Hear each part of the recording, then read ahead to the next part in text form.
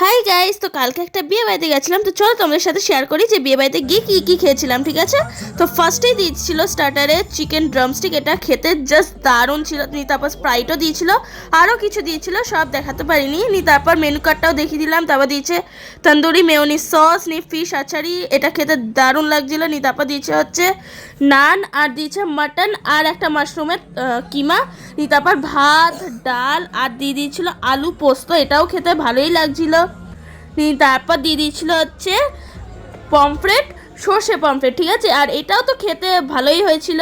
তারপর দিয়ে দিয়েছে হচ্ছে পোলাও আর সস, তারপর মাটন কষা। কার কার পোলাও আর মাটন কষা খেতে ভাল লাগে সবাই ভিডিওটা লাইক করে দেবে, ঠিক আছে। আর এটা স্পাইসি জাস্ট দারুণ লাগছিল, ঠিক আছে, আমার তো খুব ভালো লেগেছে।